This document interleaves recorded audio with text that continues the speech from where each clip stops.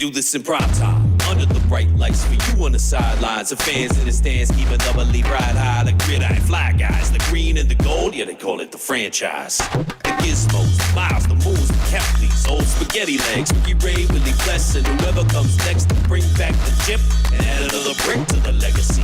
Cause it's double E over everything. Double E's a legacy. Double E over everything. Double E, we rising up. The turning point of the season, maybe? Edmonton Elks, they host the Calgary Stampeders down at Commonwealth Stadium for the Labour Day Rematch. A much different Edmonton Elks team than we saw on Monday. A dominating victory against the Calgary Stampeders. The Elks with their first win against the West this year. The Stamps with their first loss against the Western team this year. The Elks, they defeat the Calgary Stampeders 31-19, led by Justin Rankin rushing the ball for over 200 yards and scoring 2 touchdowns, just like Jay's daughter Grace called. She predicted it. She called it. Yeah. She said it on the kickoff show. Boom. Justin Rankin with his 2 touchdowns. The Edmonton Elks, they've won 4 of their last 5 football games. If you take away tiebreakers, the Edmonton Elks have a record that would be good enough for the playoffs as of today. Wow. Take away that my brother texted me that part. I'll give him credit for that one. If you take away tiebreakers, the Edmonton Elks have a record that is good enough to be in the playoffs in the Canadian Football League as of today. They are tied with the BC Lions. BC has the season series. They sit 2 points back of Winnipeg for 3rd in the West. I don't even need to bring up the East right now. No, why? The Edmonton Elks are only sitting 2 points back of the Bombers for 3rd in the West. They meet the Bombers later this season, where the Elks could actually take the season series. So I don't have to worry about tiebreakers potentially at that point. Because if the Elks win by a certain score, they could do it. The Elks are in a very interesting spot.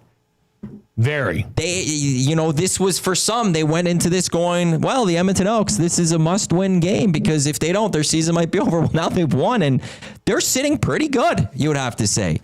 Your thoughts always welcome. Nasty chat. You could also text us, 780-218-9999. This is the Green and Gold Postgame Show live right here on Edmonton Sports Talk. Your clear choice for Edmonton Sports, presented by Play Alberta. Thank you to everyone for listening across our audio streams on EdmontonSports.com, TuneIn, iHeartRadio, Apple Music, for those watching on YouTube, as well as for anyone listening to this on podcast, wherever you get podcasts. Again, Iwanyk, Jay Milne with you here tonight. Jay, your thoughts?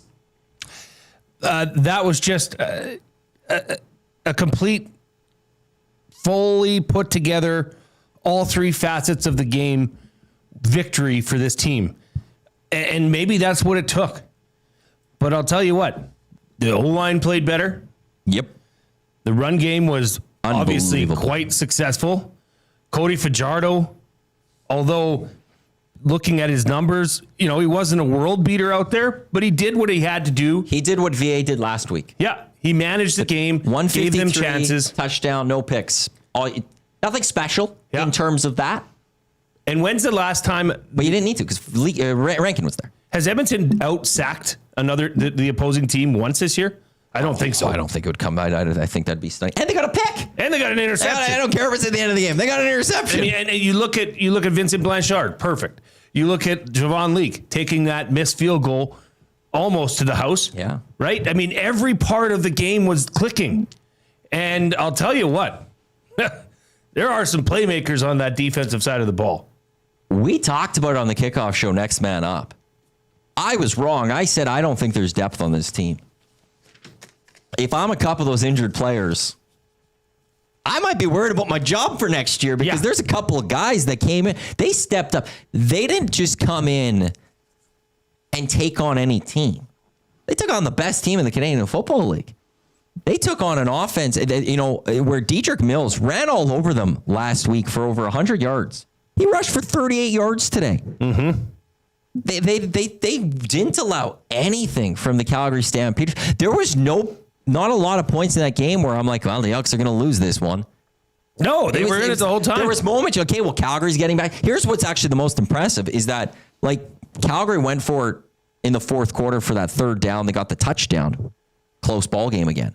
What do the Elks do on the next possession? March down the field. Yep. It's those responses that you need from teams. Yep. And that's what this team has been getting. And what a throw. Like, if you want to praise Cody Fajardo for, like, if there's one thing, that throw to Julian Grant in the end zone. Well, not only that, it was a 7-play, 76-yard scoring drive. Who did that look like throwing that ball? You call. I didn't pick it up on the time, but you're right. That looked like prime Ricky Ray throwing that corner route to Jason Tucker. Yep. And that ball could not have been thrown any more perfectly. Nope. I could have almost caught that football if I would, like, in that spot. But Fajardo just put it right there. Julian Grant didn't need to move, didn't need to break stride. It was perfectly thrown, perfectly taken advantage of. And hey, here's the thing. Perfect play call.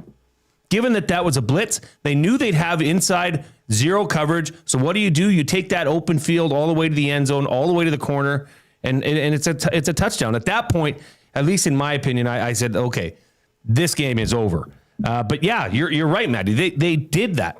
The offense did that. Justin Rankin, I mean, what do you say? If the Elks make the playoffs, he's MOP candidate, and he might be the MOP of the West. Could very well be. Which means I owe you something at River Creek. Yeah. Like, this is ridiculous what he's doing. 16 rushes for 204 yards. He didn't have a single catch today. No, that's true. That's where he's actually been big for this team. But this was all on the ground. And you look at what he did last week on the ground against Calgary. Week to week, last week on the ground, Justin Rankin rushed the ball 13 times for 48 yards. He took that from 48 to 204. Like and I tweeted this earlier during the game. So I must say it. Everybody that's been watching us for the season, everybody that has heard me on the Reed Wilkins show, I've hated that extra O lineman. It wasn't working, okay? But guess what? Maybe it was a personnel thing because Mark Evans II came in place of Grahovic, and that, I don't know if he's just a little bit of has a better downfield blocking technique, but he was opening holes. It was working tonight. That first 90-yard touchdown run for Rankin, that was opened up because of Mark Evans II, right? Who's been used as a backup offensive guard. So maybe they found the right mesh there because it wasn't working before. It did tonight. Where did this game change for you? That 90-yard touchdown for Rankin. That's where... You think? Yeah. For me, that was like, oh, wow, we're in a fight. Because, they traded field goals. Then they scored a touchdown, did Calgary. Paradis missed the extra point, right? Mm-hmm. But then to come back for the double E to answer that with a 90-yard Justin Rankin touchdown. And that was a punch back, which I don't think Calgary's used to.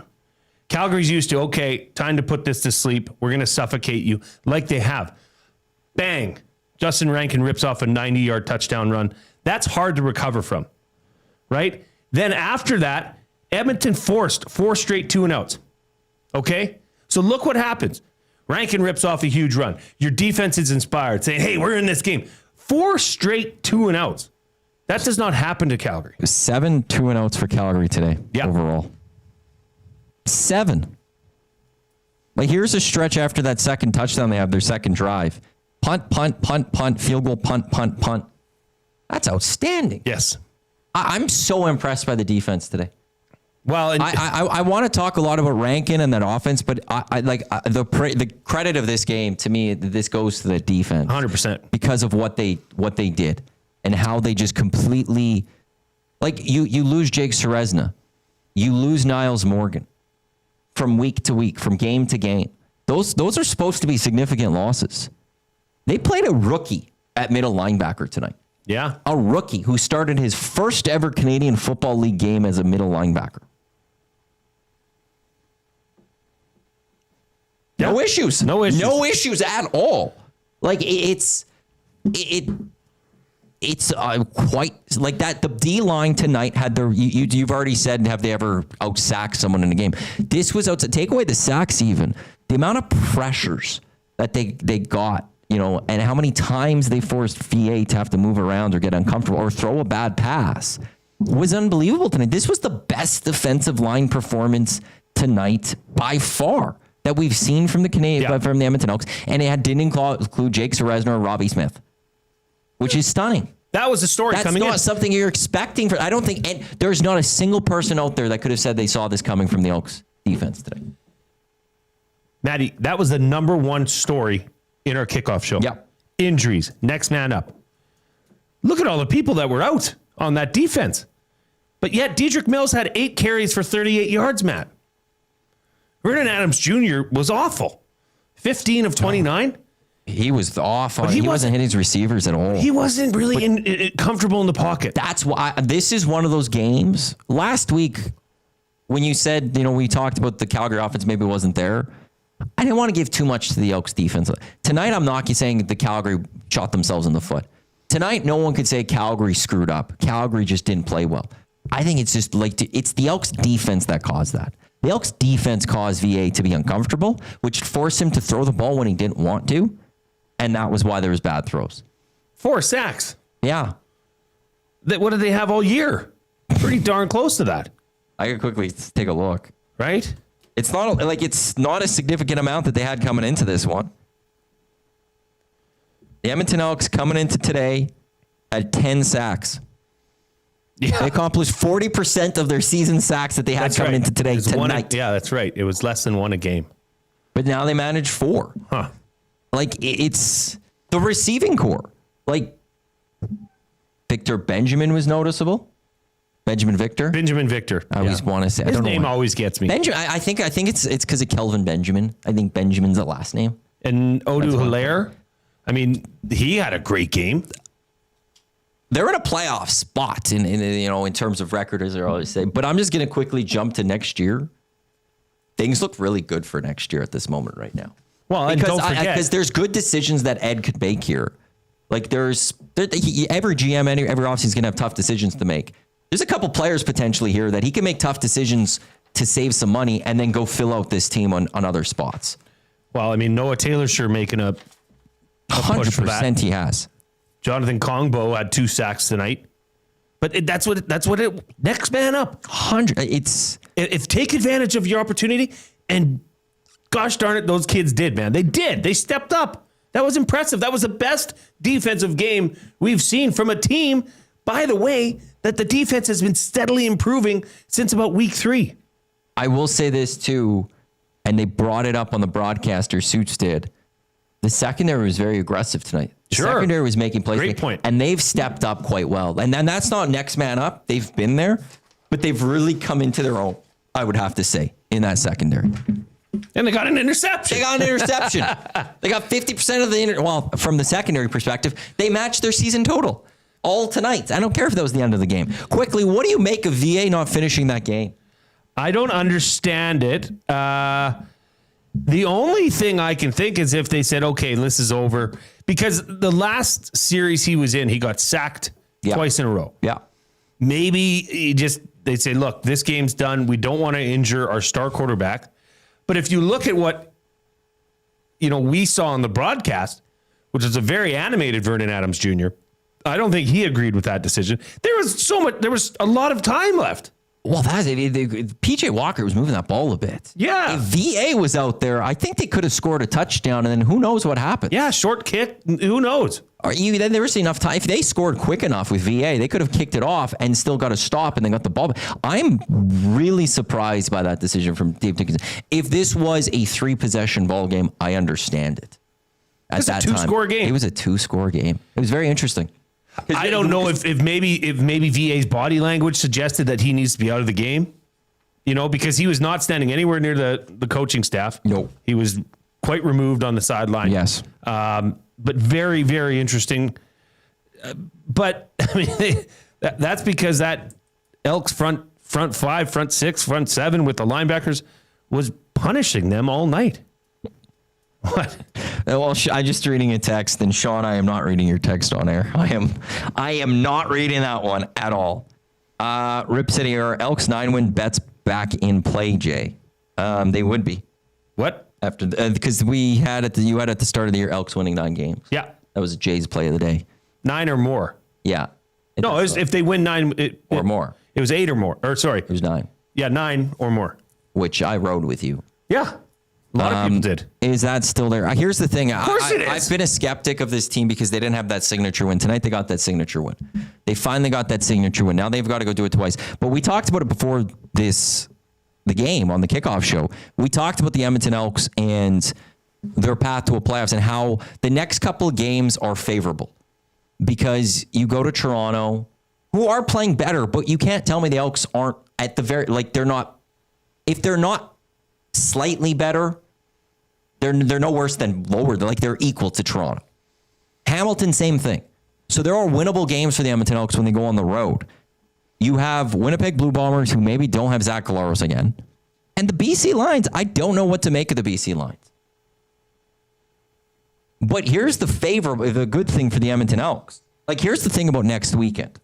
And I'm going to take away the 9 game, that part of this. I'm going to just talk playoffs here. Here's the schedule for next week. Okay, Winnipeg's in Hamilton.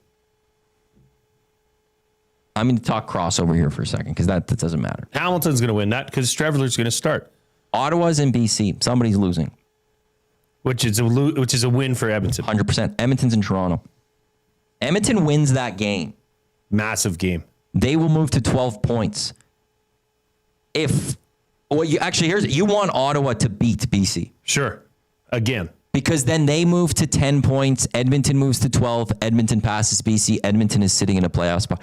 By the time we do a post-game show next week, we could be saying the Edmonton Elks are legit in a playoff spot. Right.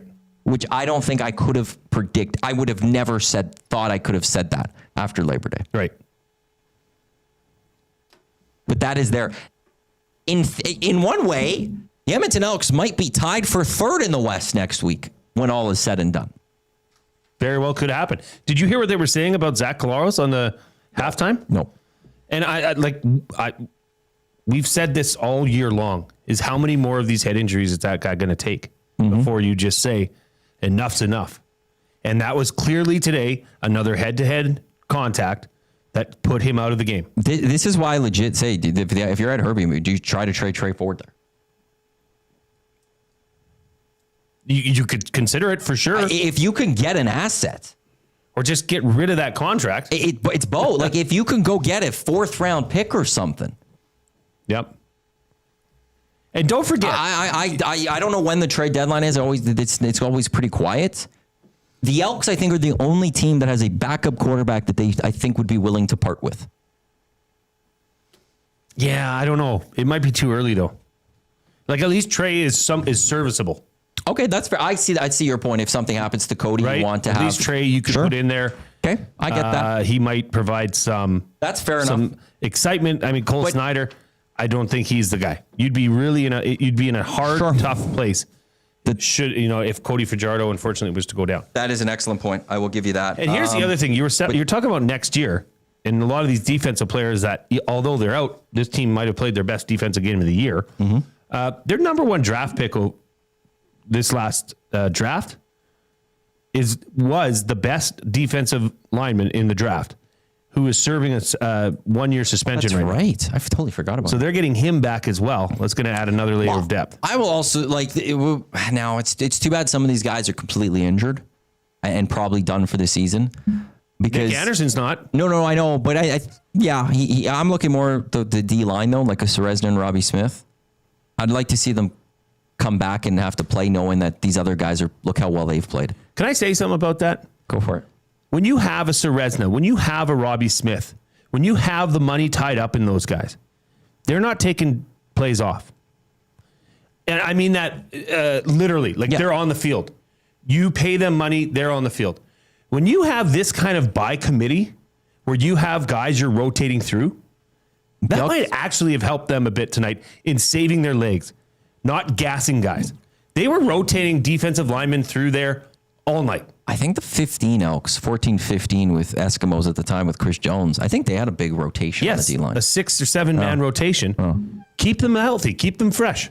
That obviously played into it. I'm just looking here again, Maddie. Not only did my daughter Grace predict that Justin Rankin would score 2 touchdowns, she predicted 30-25 as the final score for Edmonton. That's pretty close. Rose predicted a close game. She was there. I mean, my girls were all over this. Faith predicted 30-28. She almost got the Elks points right. She almost got the Elks points right. Wow. You had 35. I had 35-28. And don't forget, Jay and Matt's play of the day hit. Minus 111.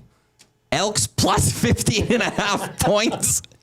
And over 43 or more. It was minus 111. It made money.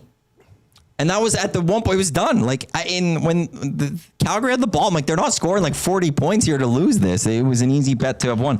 By the way, attendance. My prediction was 27,619. Yes. The official attendance was 28,365. Okay, can we talk about that? Just because if everybody else like me, when they first saw it on the broadcast, they were showing VA on the sidelines like early in the game. I was 746 off. I just want to point that out there. I feel like I'm pretty happy with that. That's really strong. And you're looking up into the upper deck, and I said, Matt, there's people in the upper deck. Yep. Why do you think the Elks won today? What's going on? So upon further investigation, what was it, Matty? Was it CDMFA? Yes. Capital District Minor Football Association? Tickets were given to them to go sit in the upper deck. Brilliant. Yep. I mean, now that they can't not open it. Why could they open it for them and they're not going to open it for regular fans? Because tickets weren't for sale. True. Because initially I was upset to a degree that there was people sitting there. I'm like, that wasn't promoted. Because I think they need to promote it. If you're going to sell those, people will rush. I think there will be a fair bit of people that will rush to go buy those tickets. But there's also the season ticket holders that want to. That would want to move back up. So I think they have to be a little balance of that. But hey, I have no problem giving some of those tickets away to minor football or minor sports in our city to get young people out there. Yeah, that would be a good way to do that. Offer it to the minor football association. 100%. Kids out there wearing their jerseys, having a fun time. Tube Socks in the inbox. If you want to share your story, where you watched it, what you thought of the game, all that fun stuff, hit us up at 780-218-9999. Tube Sock says, I like to think that the biggest winner of the evening is the guy behind me on the park and ride bus watching this show on my phone. He tapped me on the shoulder and says, what are you watching? My reply was simply, the best pre and post game coverage you'll find in this city. Edmonton Sports Talk, Maddie and Milne. Check it out. Attaboy, Tube Socks. Cheers to you, Tube Socks. Well done. Well done. Moist Man says it was awesome. Moist Man, that always gets me. It was awesome to see the lower bowl of Commonwealth full today. It's games like this that are going to get more fans back into the stands. I'm amped. I couldn't agree with you more, and I was just about to say that about the opening of the upper deck. This city is really, this fan base is really easy to please. Just get a couple wins. Make it exciting, because I'll tell you what, if they didn't win tonight, although this, BC crapped the bed, Winnipeg lost again, it still gave you that feeling of, are they ever going to be able to beat a big team? And they proved tonight that they can hang with the big boys. Not only that, but they've also helped their playoff chances extremely. Incredibly. Drew says they showed today. Look at this. Drew says they showed today they can beat anybody now. Just got to keep building. Andrea from Calgary says, I'm heading home with a massive smile on my face after that birthday present from the Elks. Oh, no, that's not. That's actual Andrea. Yeah. Happy birthday, by the way. Andrea did come up. Andrea from Calgary. Yes. They were coming up for the game. Yes. Yeah. Unfortunately, they're going home with a loss. But you got the win at home. So allow us to have this one. I will say this too, just to everyone, because I do defend the upper bowl staying closed from sales because you build that atmosphere, then you slowly open up the upper deck. If you're an Elks fan and you want to support this team and you want to go watch the next football game, get your tickets now. Go Elks.com. Here's why you have to go get your tickets now. Do you know who the Elks' next home opponent is? Saskatchewan. Yep. Go buy them before they do. They're coming. They're coming to town. September 27th, 5 p.m. Yeah, they're going to come to town. The Oilers, I don't know if the Oilers play, but if they do, it's a preseason game, so who cares? That's going to be a big football game. The Edmonton Elks might be. I'm willing to go this far, which I have not been this positive on this Edmonton Elks team since the start of the season. Although I was in the kickoff show, apparently. He's going to say it. The Edmonton Elks may be 6 of 7 winners going into that game. They may be a team sitting in a playoff spot going into that football game. Heck, even if they don't have some wins, they're still going to be in a fight for a playoff spot. But Saskatchewan's coming to town. Saskatchewan's got a good football team, and especially when they have a good football team, they come to town. That is just outright going to be an exciting game atmosphere-wise, because the Rider fans are going to be there. But you're going to want to go make sure they don't invade Commonwealth Stadium and give their team the home field advantage. Go make sure the Edmonton Elks keep that home field advantage. Maddie, what was your keys to the game? Special teams, putting them in a spot to score was one. Okay, listen to ours combined. What we said, I have them written down here. Okay, good, because I have to find mine. I remember that one. I don't remember your second one. That was my second one. Okay, mine was O-line must be better and get the run game going. Okay, check mark in a big way. Secondly, for me, I know another one was win the turnover battle. They did that. 1 turnover to Calgary's none. Well, officially, the stamp. Yeah, you're right. Total turnover 1. Maddie was a special teams play to get them into scoring position. Or scoring. Couldn't be more accurate than what happened with Javon League taking back that field goal. And what was your fourth one? It was force the Calgary Stampeders to make mistakes and then capitalize. Pretty much did, because look, Calgary's second down conversion was 44%. You know what Edmonton's was? 50%. That is close or near the highest that they've had all year. And get this, 1 for 1 in the red zone. 100% in the red zone was Edmonton. Calgary, 2 for 3. I mean, when you look at the stats across the board, this just shows you what it takes to win. Total yards, net offense, Edmonton 377, Calgary 308. Second down conversions, Edmonton 50%, Calgary 44. Big plays, Edmonton 4, Calgary 1. Turnovers, 1-0 in favor of Edmonton. Can also to see 4 20-plus rushes as big plays is stunning. I don't know that I don't know if how often you would see that. No. Outside of college football in the States where they run a lot. To have 4 big plays and not one be passing just also tells you just how ridiculous Justin Rankin is. Fantastic. It was beautiful to see. And that's just we've talked about this so much, is the emotion of the game of hockey. The game of football. How much emotional swings can change things. Justin Rankin has that 90-yard TD. The defense balls out after that. 4 straight 2-and-outs against Calgary. Made Vernan Adams Jr. Very uncomfortable in the pocket. Mm-hmm. Right? Justin Rankin had another 31-yard touchdown. That led to Calgary. How many times did Calgary? 7 times tonight they went 2-and-out? I counted 7. 7 drives they didn't have a first down. 1, 2, 3, 4, 5, 6, 7. Yes. I just got to say this as well. I think the officiating tonight on both sides was awful. Terrible, actually. Quite a few missed holds on Calgary that should have been called. That pass interference on Philpott, I get soft. It was a soft call. And if that was against Edmonton, there'd be an uproar. Bad spot that favored the Elks late in the game.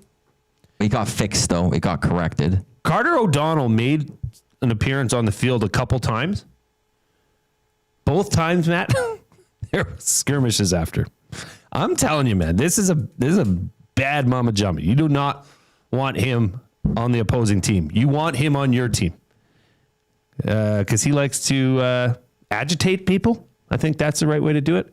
Or say it. I don't think he's drawn in next week, though. Well, because I don't know if it's in one of these texts. I'll get to the text after. It was a solid offensive line performance. The amount of times Cody was able to stand in that pocket and make the play that was necessary. On that Julian Grant toss, that was wonderful. O-line had great protection. This is an interesting point from Coach Mike. Elks D kept the other team under 20 for the first time this season and is arguably versus the best team in the league. Okay, are Calgary frauds? No.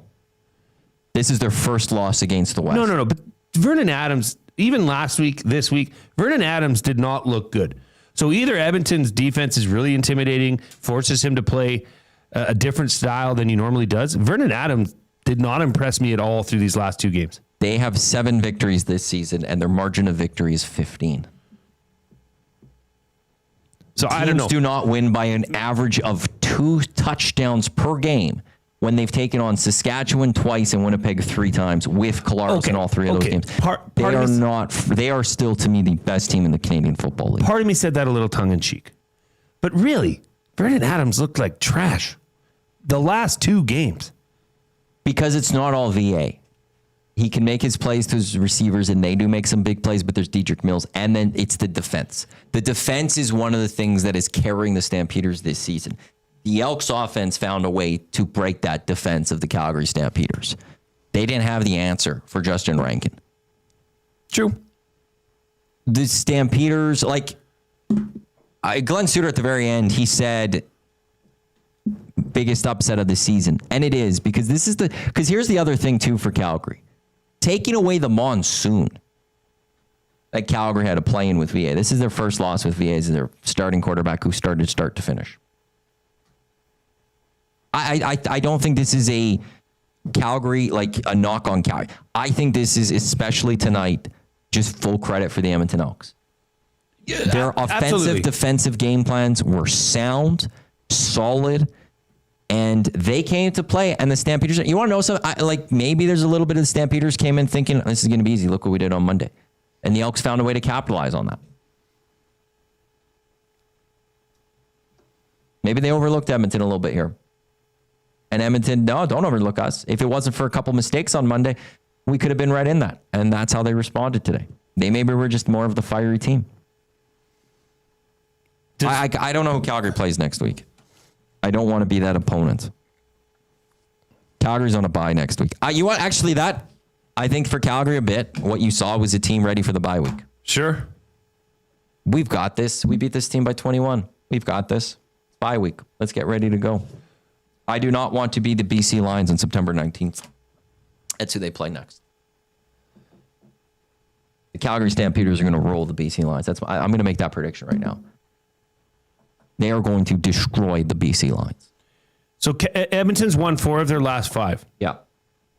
And they were really close against Hamilton, really close against Saskatchewan. The Hamilton, I'm down on that win a little bit. I'm not big on Hamilton now. No, but they should have won. They should have won. Should have been 5 of 6. They could have been 5. Think of that.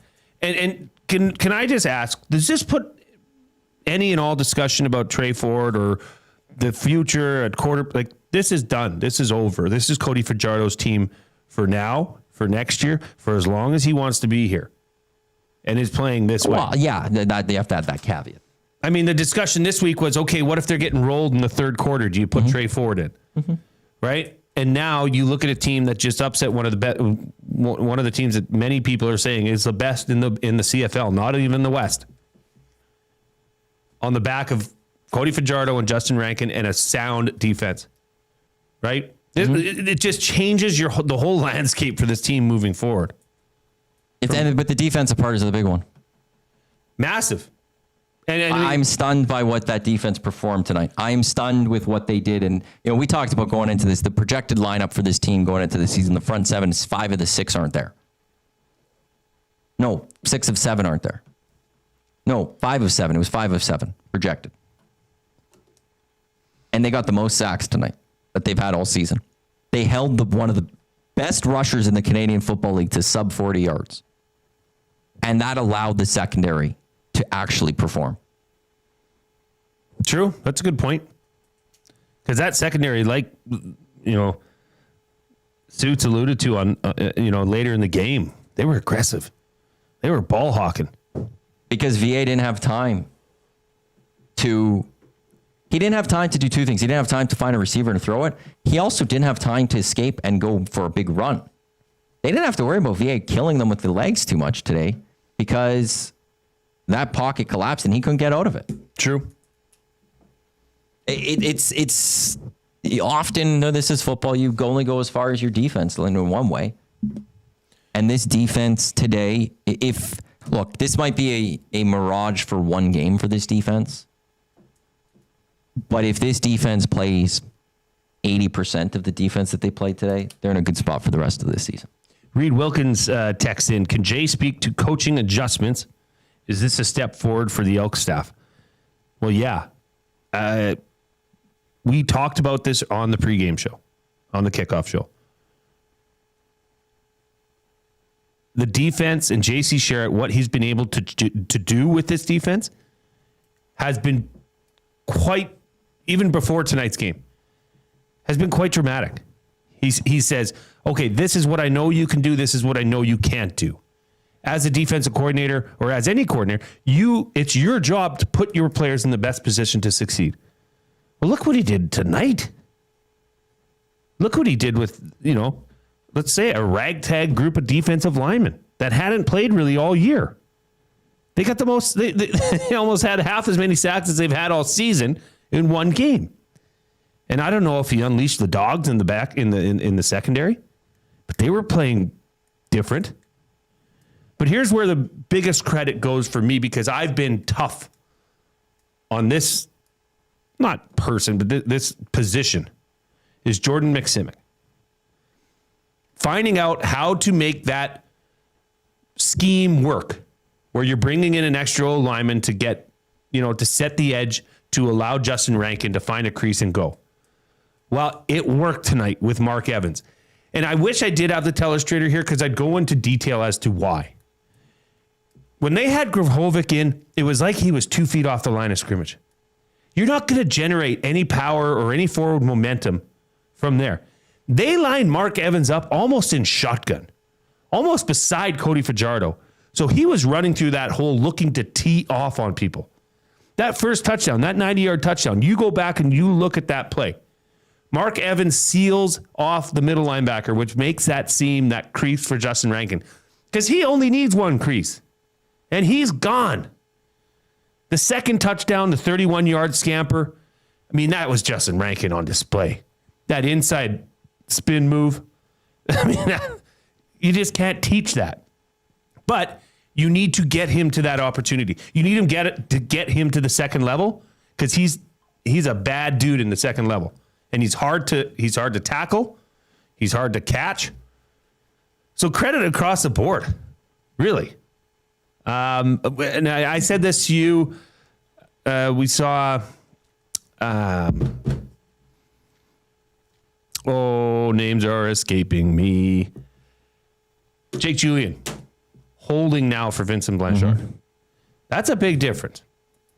We've had 2 instances this year where we've seen holds go awry or laces in, things that shouldn't be happening. It seems like, Vincent Blanchard tonight was perfect, 3 for 3, long of 47. Parrott has had a rough night. Missed an extra point. And to me, that field goal miss was a huge turning point, because it was 3 points lost for Calgary. Yes. 3 points gained for Edmonton, because after the missed field goal, Lee took it into field goal territory. They were, close to field goal territory. Edmonton ultimately kicks that field goal. In that point of the game, when that miss did happen. Well, it should have been 28-22. That's what it was, yeah. So you're a 6-point game. Yeah. If you get a stop, a touchdown gives you the lead if you're the Calgary Stampeders. Here's a stat. And now look, this can be used on the Edmonton Elks as well today, but they got more points. The Edmonton Elks had 20 second down opportunities today. They were 50%. You've already talked about this. Calgary had 25. They were 11 of 25 for 42%. 2 stats I'm going to point to, though. Of the 25 second down conversions, the Edmonton Elks forced the Calgary Stampeders to 16 of those being for 7 or longer. 16 of the 25 second down plays that Calgary had today were in second and long, which means they had good first downs. Yes. The percentages of Calgary broken down on second down conversions, between 1 and 3 yards, only 60%. Between 4 and 6, 33%. And between 7 plus, 38%. These numbers don't add up. They were 2 of 4 for 4 through 6. By my math, that says it's 50%. So that's actually 50%. Okay, I don't know what that is. The Elks were 100% between 1 and 3 yards and between 4 and 6 yards. When the Elks had 2nd and 6 or less, they were 100% converting it. What was the ratio like for Edmonton, though? Like, how often on second down were they? It was 13 of their 20 were 7 or longer. Calgary did a very good job of forcing the Elks at times to 2nd and longs. When they forced second downs, the Elks just were pretty good, I think, tonight at sometimes taking those first down plays and making some good things happen. Yeah. They were really good. That was impressive. That is one of those wins that just, I don't want to say turns the season around, because that sounds like they were on a 5-game losing streak or something. But that's the type of win that could propel you into, we talked about this on the kickoff show, into the full, like I'm about to break down the rest of this season between Edmonton, BC, and Winnipeg. I saw somebody in the nasty chat say, bring me a crossover. I'm sorry. I don't care about the crossover right now. 3rd in the West is there. 3rd in the West is possible for the Edmonton Elks. If this is the team we saw, they're getting it. I will say that tonight. They will find a way to get that 3rd spot in the West. Well, let's look at what's coming up. I'm breaking down the full games here of what's left. Yeah. For these teams, because all of these also include a game against the Edmonton Elks. So Edmonton has control in this in a way where Edmonton they need to get those victories. You can't lose to the Bombers, you can't lose to the Lions in your 2 games. Those have to be wins. But I'll start with BC here. They get Ottawa next week. Okay, but likely a win. They're not going to blow it 2 straight weeks. I'm going to say likely win. They get Calgary, though, in Calgary. That's Calgary coming off a bye. As I said, they're going to be pissed off the Stampeders. They then are home to Toronto. Toronto's playing really good football right now. They're then home to Calgary again. They've got 2 meetings with Calgary. Then they have a bye. Then they're home to Edmonton. Again, Edmonton needs that victory, but go get that victory. Then they're in Saskatchewan, who might be playing for the West Final. They might be playing for number 1 in the West. They've got 2 games against Calgary, 1 game against Saskatchewan, and they have a game against Edmonton. Winnipeg, who might not have Zach Collaros, but they go to Hamilton, which is going to be a tight battle. They then go to Ottawa. Okay. They're home to Hamilton, though. There's a split coming at the very least. They get a bye. They get Edmonton, in Edmonton. Then they take on Saskatchewan again. And then they get Montreal, who might, if Davis Alexander comes back, be in the fight for the East Final. There's losses coming to BC and Winnipeg. The question is, can the Edmonton Elks take advantage of the games against Winnipeg and BC? They need to win those 2. And could they beat Toronto and Hamilton? 4 wins takes you to 9. If they play the way they almost crescendoed tonight with this impressive victory. If they can resemble a game like this, I mean, it's going to be hard to duplicate, but Maddie, we've seen this in the CFL. We've seen teams get off to slow starts and then put it together and get flying just in time for the playoffs. Yes. This could very well happen here. Now, I mean, not to get too far. 2 games. Yeah, not to get too far ahead of ourselves. But you tell me why we can't think that way. Not after tonight. Not after a victory not like after that. This game. Why not? Why can't you? This team is playing very inspired football. And I say team, and I mean it literally. They won all 3 facets and wasn't even close tonight. Wasn't even close. This wasn't a close game against the Calgary Stampeders that they won. This isn't a close game. Both teams played well, and the Elks found a way to get a victory. This was the Elks dominated the Calgary Stampeders. They dominated. Yes. It's just that simple. That's a great thing to say, Matty. Like, did this game ever feel in doubt? Even when, it was 9-4 Calgary, which Reed texted me on that when he says that was an awful punt by Jake Julian. No. Yeah, getting the single there. I get it. It was an awful punt. The closest I had, I could have been, I think if Rene Paredes makes that field goal and it's a 6-point ball game and then the Stamps get the football, I probably would have been like, here's Calgary taking the game. Mm-hmm. That would have been the moment I would have been like, okay, Elks had a nice game. They took over.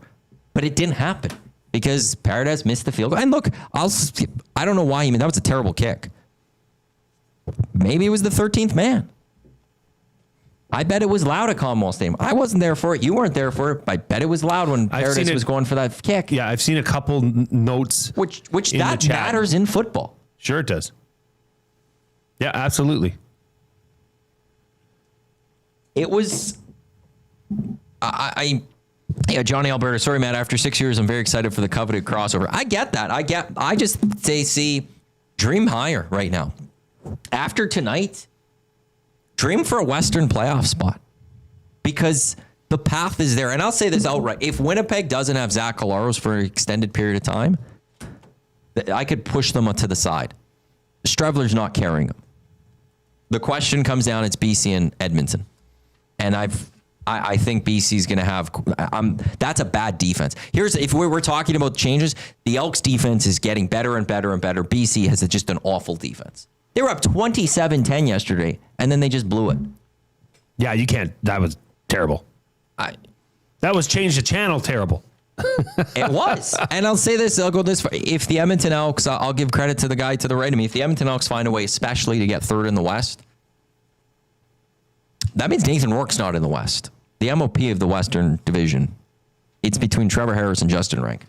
And it probably should be Justin Rankin for nominee. If he keeps doing stuff like this, and I mean, they're only getting to a playoff spot in the West if he keeps doing stuff like, not saying 200 yards every week, but if he keeps playing like the way he is, that's the only way they're doing it. But, okay, then if you're going to, this is beautiful, okay? I'll tell you why. If you're going to load the box and say, we're going to stop Justin Rankin, well, guess what? Get used to Benjamin Victor and Hilaire and Curly Gittins Jr. and Kyle and Julian Grant sitting right in behind your linebackers for a pass that is so easy. And you saw several of them tonight. Well, guess why? Because they were pinning their ears back to try to stop Justin Rankin. You'd catch him in play action. Yeah. And Cody would just put it over top of him. They'd be sitting in a zone that is wide open and uncovered. Benjamin Victor was 3 for 3 in his catches on targets, 37 yards, so averaging just over 10 yards per catch. Hilaire, he was targeted 5 times for 4 catches. He got 4 of those balls for 51 yards. He had a big night. And here's the thing. When the Edmonton Elks released Alex Hollins after training camp, there was a surprise. A lot of people were pretty shocked by that because they brought him in for training camp thinking, here comes a veteran you can get on a cheaper deal. And Ed talked about how he just liked some of the younger guys. And I've always said this about one thing when it comes to Ed Hervey, I will always trust is he knows his receivers. And I could point to his time with the Edmonton Elks. The first time with the Double E, he finds receivers. Yes. This is a guy, and he knows the game. He knows the position. He also, though, has like a track record of finding these receivers as a GM. As a GM, Brandon Zylstra was an Edmonton Eskimo. Darrell Walker was an Edmonton Eskimo. Duke Williams was an Edmonton Eskimo. I'm going to trust him with Elks when it comes to Victor and Hilaire. And I said it back when Edmonton took on Montreal that this receiving core is weak. They don't have a number 1. They might, based on what even Farhan Lalji said that to me that week, they don't even have a number 2. There might be some players here that you could really build a receiving core around in Hilaire and Victor with how young they are too. And I like that they're slowly bringing them in. And just throw them out there. Then just put them as big receivers, letting them earn their. But now there's injuries. Next man up, and they're stepping up. And that's where this becomes very important for the Hilaires and Benjamin Victors of the world, Mogeson, any of those 4 tackles, that defensive front, is they got to do it again. Once is great, it's celebrated, but if you can do this again and have a somewhat of a repeat performance, I'm watching this on TSN. You got to go and watch this Mark Evans block on this Justin Rankin run. It is beautiful. I'll say this. If the Edmonton Elks win their next 2, they're in the West. They're 3rd. Get ready to go to Calgary or Saskatchewan. But Calgary's now 2 games back of Saskatchewan, I believe. It's wild how the standings work. Saskatchewan is 10-2. Calgary's 8-4. Calgary sits 2 games back of Saskatchewan, 4 points. Saskatchewan's only 2 losses are against Calgary. If they beat Toronto and Hamilton, it will likely be because they're playing at this level still. They're making the playoffs in the West. In the West. Why? I'm making that declaration. Why can't Double E fans expect them to play like this now? Now that they know they can. Because it's 1 game. Yeah, but You need to see it twice. you can also build on that. Absolutely. Say, fellas, let's look at this film. Look at what we did to this potent offense. The reason is because anytime over the last number of years you get hope for this team, the rug gets pulled from under you. Yeah, but So I get that. they haven't had a coach like Mark Killam. They haven't had a GM. Like they don't. They had a Grey Cup winning coach in their last one. Well, that was, 11 years ago? Yeah. Well, 10. 10? 10 this year. It's crazy that's 10. No, but that's why, and I get it. It's the same, when the Oilers were coming through the decade of darkness, there was always just fears that the things were going to collapse from under them. And then it happened because they made the playoffs in 16, 17, and then they missed the next year. Until you see it again, like then you could just feel, you could feel a little more confident because, what if the Elks next week all of a sudden get rolled and it's, they lose 28 to 17 or something. Then you're like, here we go. Like there's just that fear because that's what people have known for a number of years. And you don't get over those scars by just saying, well, it's different because we thought it was different many times. Yeah, but I'm telling you, the Justin Rankin is the difference. He is, which full credit to that one. Credit to G.R. Simon. Yeah, true enough. He brought him back last year. He was cut in training camp. It was one of his first moves he made after Chris Jones got fired was bringing back Justin Rankin, who was at the time playing Arena League. Yep. As a receiver. Didn't expect the call. We talked to him at Fan Day, and he said he came in a little heavier than he was expecting last year because he wasn't expecting the call back. And that was one thing he worked on this offseason was he wanted to come in this season a little more trim, a little more fit. I would say he's coming a little trim. He's coming a little fit. I think it's working. He is, we've said it a number of weeks ago, he's the most dynamic player right now in the CFL potentially. Not the best player, not the most talented player. He might be the most dynamic player. He might be the most talented too. There's a couple players. Brady Oliveira still gets a lot of love for me. Brady Oliveira is not making that spin move. Right. That is just talented, maybe. Okay. Wow. Like it's just, I don't know, TBD, brah. But you heard it here first. And Chris Sadaway also agrees. Rankin for MOP. Change my mind, he says. I can't. No one can right now. I don't think you would anyone try to. We had discussion a couple of weeks ago. Would it be Fajardo or Rankin? Right now, Rankin is solidified, I think, more that he is the MOP of this team.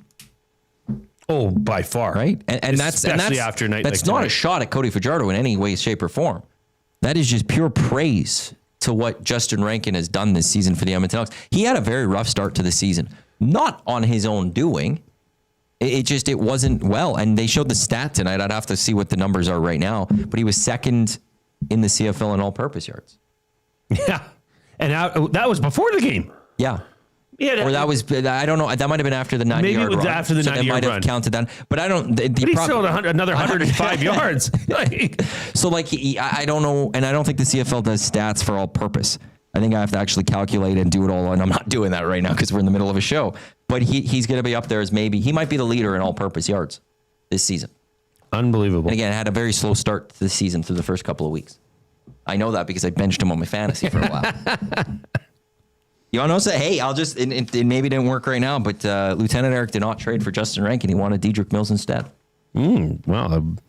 And our very own Dustin Nielsen helped guide him that way. Oh, did he? Mm-hmm. Shame on you, Dustin. Same. Dedrick Mills is he's a really good running back. Really good running back. I just look at his numbers tonight. Justin Rankin has the ability to do what he did. Yep. I'm not sure Dedrick Mills has that. Dedrick Mills is an every down kind of back. Dedrick Mills could go off for 120 yards and 2 touchdowns. And you wouldn't notice him. That's a wow. But it's the 120 yards or whatever. It's generally just on the ground for the most part. But then he can go off for a game like tonight where he's going to get 38 yards. You could shut down Justin Rankin rushing the football. We saw it against Montreal. You could shut him down rushing the football. We did not take Justin Rankin out of the game. No. Because he might just be the leading receiver for 90 yards and a touchdown.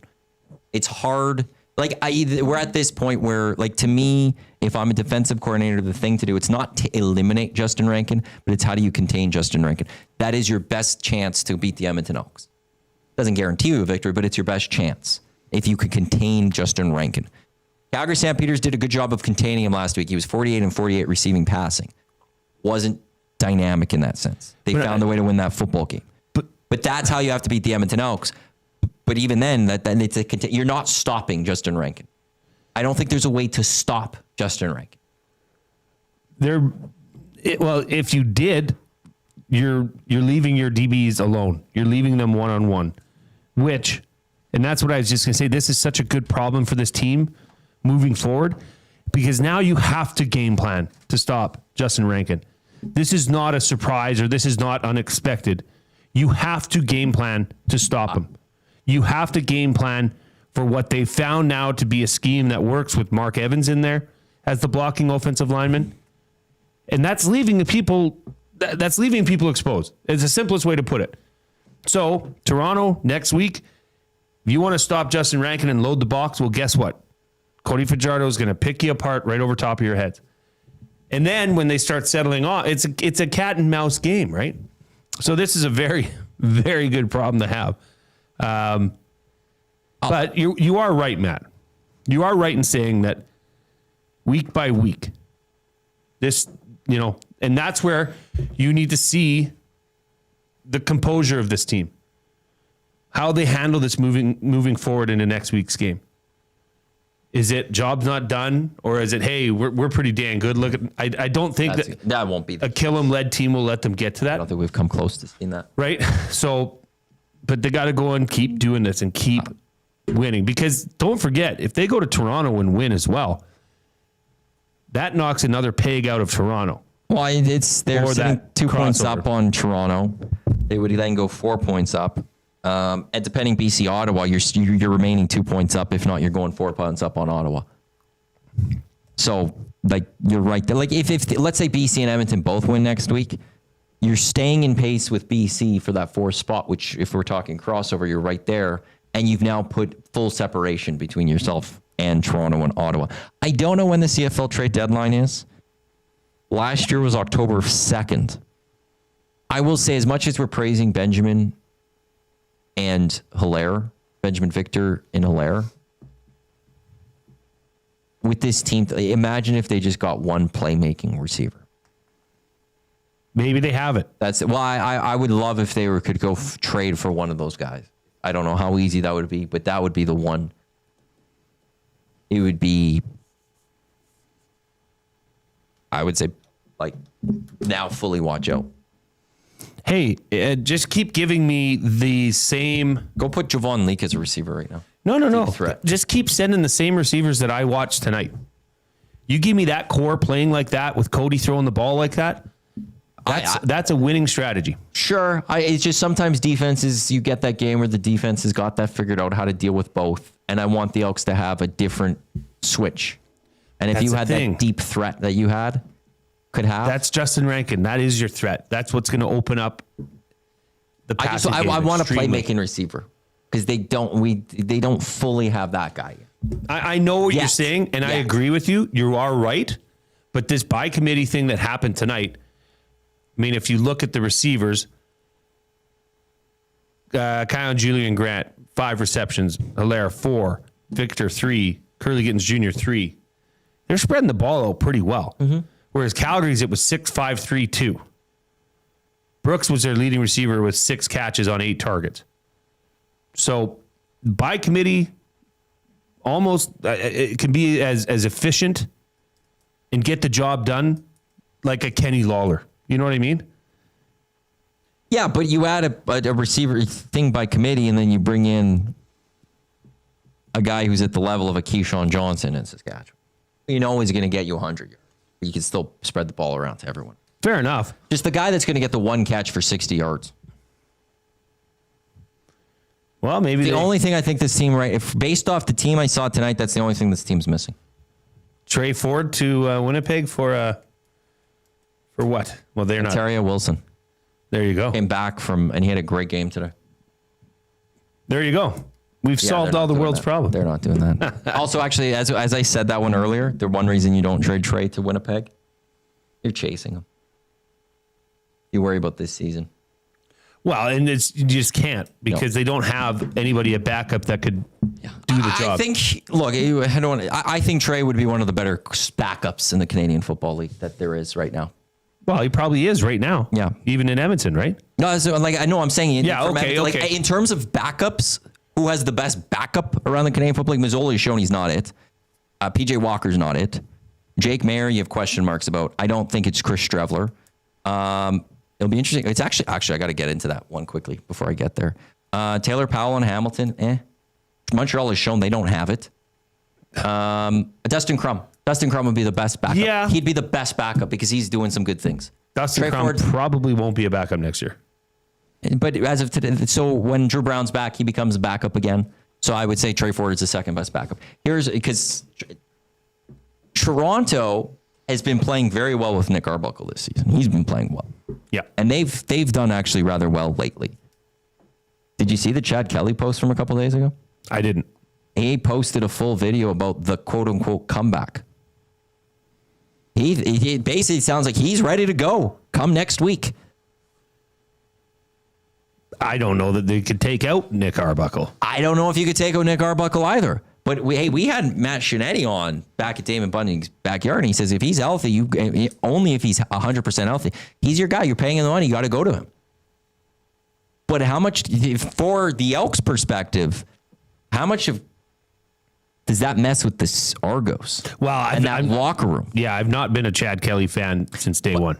Last year, BC brought in Nathan Rourke. The locker room didn't like that. And I'm not saying the locker room doesn't like Chad Kelly. But if he comes back, like Nick Arbuckle has been playing really well. Yep. Exceptionally well this season. That may be a little thing there also for the Elks. They might be going on against the team that has some disruption in the locker room. Isn't exactly there completely in that game. Matt, that's why people listen to this show. For tidbits like that. Once again, you've nailed it out of the park. Pay attention to that one. It's also an early game, by the way, 1:00. Heck yeah. Maybe I might have to bring the girls again. That was great. That was fun. They were getting a little... Yeah, I heard it at the end. A little after each other at the end, but what do you expect? They've been stuck here. Not stuck here. That's a bad way to say it. They've been here since 3. They didn't finish the movie. They never went back and finished the movie. There was like 15 minutes left in the movie. Welcome to children. Squirrel. What? They were playing video games. They almost went. They were playing around and almost went down the stairs potentially. I had to put a child door in front of the stairs. Which wasn't going to do anything. But it would have softened the blow. The box would have. Yeah, I guess. That's fair. But yeah, so just a heads up for everyone. Next Saturday when the Elks do play, it is a 1:00 start, which means Green and Gold kickoff show will be at noon next Saturday. Is it unfair to say or ask this question, but is the bigger story from tonight, or the biggest story from tonight, just simply Justin Rankin? No. Or is it the defense? For me, it's the defense. Which is astonishing to say, given what Justin Rankin did. Mm-hmm. I tend to agree with you that defense was just on a different level. Mogensen, how many people know who he is? Nobody before this week. Like Johnson at defensive tackle. Yeah, he was the guy that got held. I tweeted that out. That was just a terrible It's just one of those, Vernan Adams, 229, 0 interceptions, 0 touchdowns. Dedrick Mills, only 38 yards rushing. They held the Calgary Stampeders to 19 points. They were, to me, it's the defense tonight. Because I thought I was prepared for Calgary putting up 30 tonight. Yeah. That's a good problem to have for Elks fans, but it is astonishing to say that and actually believe it, that the defense is the bigger story coming out of this game than Justin Rankin. Here's my thing. Who put on an absolute show. On the 6th game, Nick Anderson, Devondrick Bynum, forgot about him. Mm-hmm. Of main players, Niles Morgan, Robbie Smith, Jake Seresna. 1, 2, 3, 4, 5 players from the Elks defensive core of their 12 are on the 6th game. It's hard to overcome. You shouldn't. Not against the best team in the Canadian Football League, where you're on short week too. Like, this is a short week that the two teams had to go play. You know, it's not as short as it used to be, Monday to Friday, but Monday to Saturday is a short week. Well, credit to Jed Roberts, who was on this show, the Reed Wilkins show, weekdays 3 to 6, right here on Edmonton Sports Talk. He said that I think the Elks are going to pull this one out because of these rivalry-like games. They just bring out a different animal.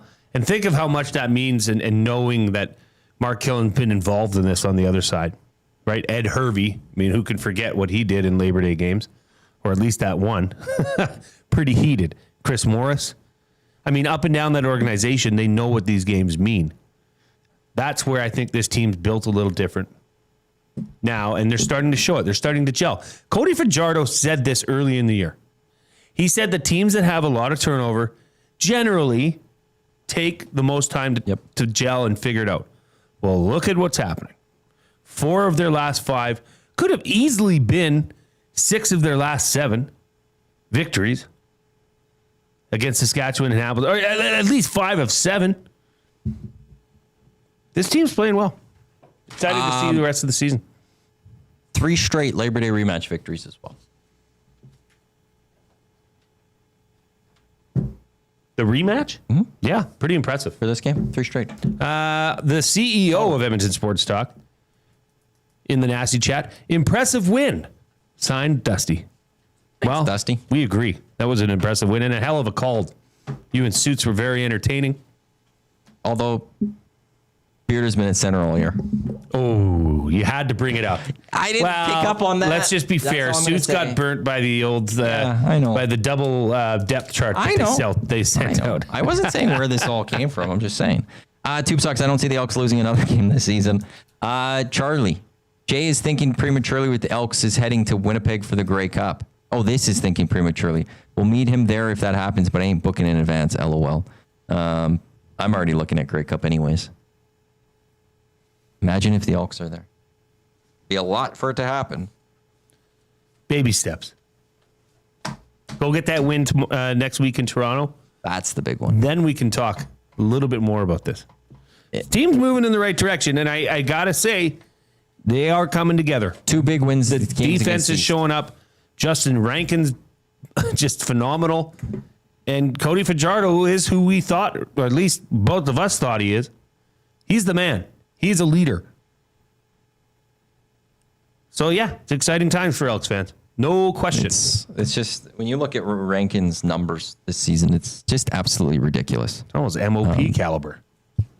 Which, if that is the case, we've never mentioned. If that is the case, and I wanted that and I couldn't get it, I'm going to be bummed. Well, so if Justin Rankin is the MOP of the Edmonton Elks at the end of this season, is that how it was? Something like that. If he wins the MOP this year, I am taking a River Cree for the prime rib, and I'm giving you $100 in chips. $100 chip credit. If he is the West nominee, I am giving you. I think it was like the half. prime rib, but I'll give you $50 for the roulette table or whatever you want to play. I guess I just give you $50 to play. Well, you know me. I'm going to take half the chips and give them to you so we can play together. And then I think it was just straight up to prime rib if he's the team MOP, because I thought Cody would then ultimately take it in the end. I think that's how it was. So I owe you prime rib possibly at the River Cree. That says a lot, Maddie. That says a lot about Justin Rankin. That even given how different this team has been with Cody Fajardo emerging as the starting quarterback, that we're still sitting here saying Justin Rankin should be the MOP of this team. Before I give Jay the mic for his last thoughts, a few things quickly. The Edmonton Elks next home game, September 27th. GoElks.com for your tickets. You're going to want to go do this because, as we mentioned earlier, Saskatchewan's coming to town and they're going to buy some of those tickets. You're not going to want to miss out. The tickets will be sold out pretty good, but you also want to make sure that your team, the Double E, are represented and have a fan base that's behind them.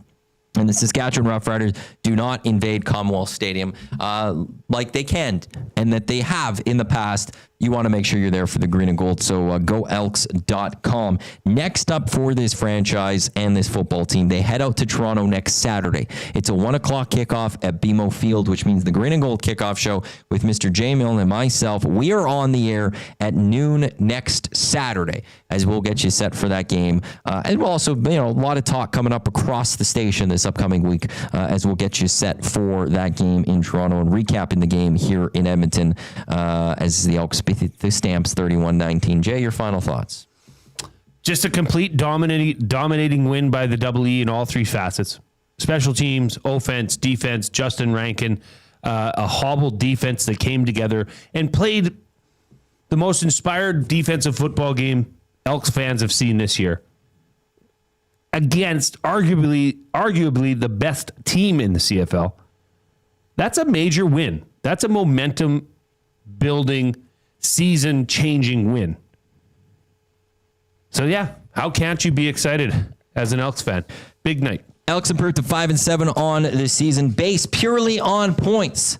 Taking away tiebreakers. They lose tiebreakers across the board.